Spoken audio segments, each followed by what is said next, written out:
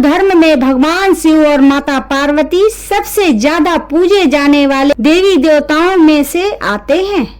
माना जाता है माता पार्वती ने अनेकों कष्ट सहते हुए जन्मों तक कठोर तपस्या करके भगवान शिव को पति के रूप में पाया था।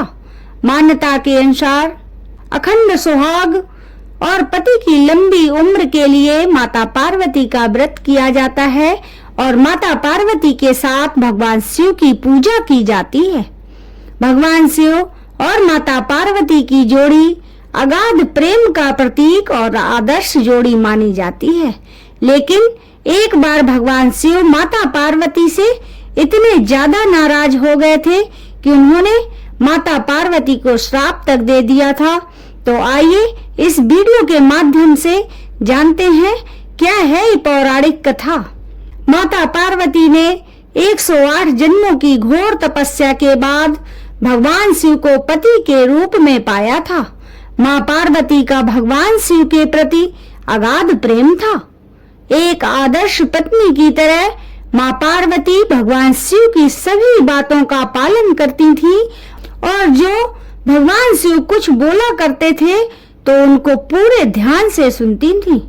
एक बार भगवान शिव माता पार्वती को ब्रह्म ज्ञान देने के लिए सृष्टि की कथा सुना रहे थे। कथा सुनते सुनते माता पार्वती किन्हीं दूसरे विचारों में खो गई। जैसे ही भगवान शिव को इस बात का एहसास हुआ कि मां पार्वती उनकी बातों पर ध्यान नहीं दे रही हैं, तब उन्होंने माता पार्वती से पूछा कि क्या आप मेरे द्वारा सुनाई जा रही कथा को सुन रही हैं? लेकिन मां पार्वती कहीं और खोई हुई थी, इसलिए उन्होंने भगवान शिव के सवाल का कोई जवाब नहीं दिया। कुछ समय बाद जब माता पार्वती का अपने विचारों से ध्यान भंग हुआ और वो अपनी दुनिया में वापस लौटी, तब भगवान शिव ने क्रोधित होते हुए मां पार्वती से कहा कि आपने ब्रह्म ज्ञान का अनादर किया है। जब किसी से शिक्षा या ज्ञान लिया जाता है तब ध्यान भंग नहीं होना चाहिए और अगर ऐसा होता है तो ये दंडनीय है। इसके बाद भगवान शिव ने दंड स्वरूप मां पार्वती को श्राप दिया कि अब आपका जन्म किसी मछुआरे परिवार में होगा। माता पार्वती को अपनी गलती का एहसास हुआ, पर तब तक काफी देर हो चुकी थी और भगवान शिव उनको श्राप दे चुके थे। अब दुख में डूबी हुई मां पार्वती कछुआरों के एक गांव में पहुंची। इस गांव के मुखिया की कोई संतान नहीं थी।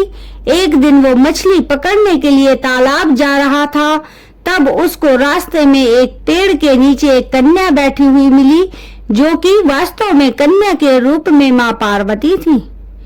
वह नन्ही कन्या पूरी तरह से वहां अकेली थी, उसके साथ कोई भी नहीं था। तब मछुआरे ने इस घटना को प्रभु की कृपा समझा और उस नन्ही कन्या को अपने साथ अपने घर ले आया। माता पार्वती उसी घर में कन्या के रूप में रहने लगी। इस तरह मां पार्वती को अपना एक जन्म भगवान शिव के श्राप के कारण मछुआरे के घर में काटना पड़ा।